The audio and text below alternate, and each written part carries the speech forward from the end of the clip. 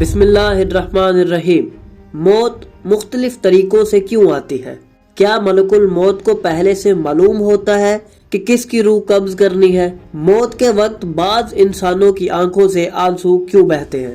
تو اگر آپ بھی انہی سب سوالات کے جوابات جاننا چاہتے ہیں تو جڑے رہیے ہمارے ساتھ اس ویڈیو میں۔ موت ایک اٹل حقیقت ہے جس سے کوئی بھی انسان انکار نہیں کر سکتا۔ انسان دنیا میں جتنا بھی جیے آخر کار اسے اس دنیا سے رخصت ہونا ہے۔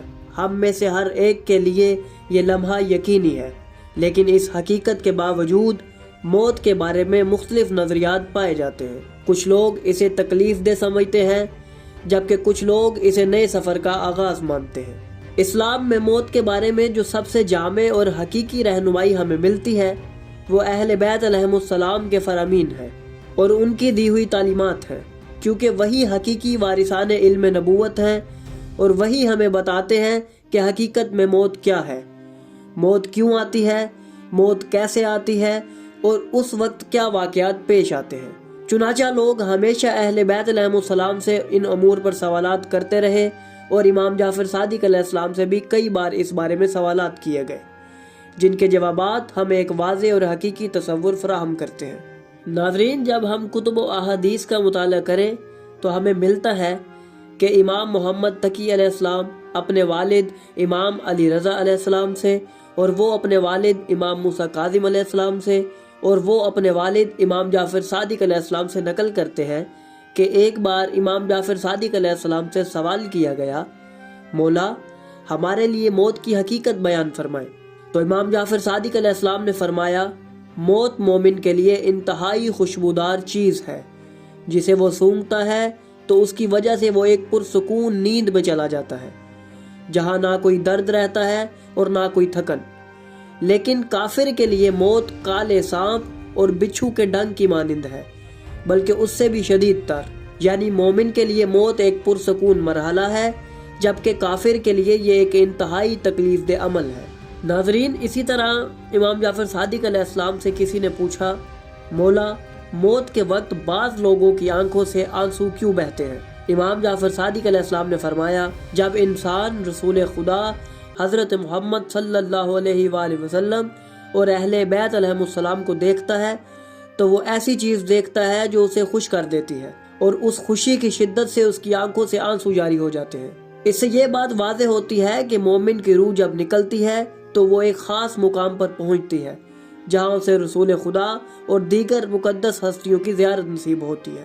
ناظرین، اب یہاں سوال یہ پیدا ہوتا ہے کہ موت مختلف طریقوں سے کیوں آتی ہے؟ تو امام جعفر صادق علیہ السلام سے کسی نے پوچھا، مولا کچھ لوگ بخار سے مرتے ہیں، کچھ پیٹ کے درد سے، اور کچھ کسی اور بیماری سے مرتے ہیں، آخر یہ فرق کیوں ہے؟ امام جعفر صادق علیہ السلام نے جواب دیا، اگر سب کو ایک ہی بیماری سے موت آتی تو لوگ اس بیماری سے پہلے ہی اپنے آپ کو محفوظ کر لیتے اور سمجھتے کہ جب تک وہ اس سے مبتلا نہ ہو تب تک موت نہیں آئے گی، لیکن اللہ نے چاہا کہ انسان کسی بھی صورت میں خود کو محفوظ نہ سمجھے اور ہر لمحہ موت کے لیے تیار رہے۔ یہ حکمت الہی کی ایک نشانی ہے کہ موت کے اسباب مختلف ہوتے ہیں، تاکہ انسان کبھی بھی یہ نہ سمجھے کہ وہ موت سے بچ سکتا ہے، بلکہ ہر لمحہ آخرت کی تیاری میں لگا رہے۔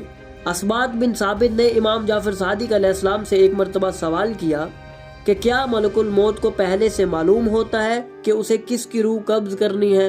امام جعفر صادق علیہ السلام نے فرمایا، نہیں، بلکہ اللہ کی طرف سے ایک تحریری حکم نازل ہوتا ہے جس میں لکھا ہوتا ہے کہ فلاں دن فلاں وقت فلاں شخص کی روح قبض کی جائے، تب جا کر ملک الموت اس کا عمل انجام دیتا ہے۔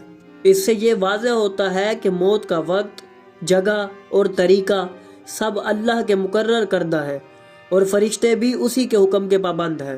امام جعفر صادق علیہ السلام کے ان فرامین سے ہمیں بہت کچھ سیکھنے کو ملتا ہے۔ موت کا مرحلہ مومن کے لیے سکون اور راحت کا ذریعہ ہے، جبکہ کافر کے لیے یہ عذاب کی ابتدا ہے۔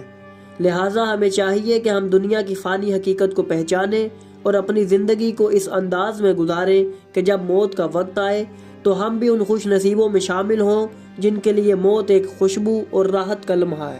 مرنے کے بعد کافر کی روح کے ساتھ کیا سلوک کیا جاتا ہے اور مومن کی روح کو کہاں پر بھیج دیا جاتا ہے، اور تختہ دار پر لٹکنے والوں کی ارواح کے ساتھ کیا سلوک کیا جاتا ہے، آنے والی ویڈیوز میں ہم انہی سب سوالات کے جوابات آپ کے سامنے پیش کریں گے۔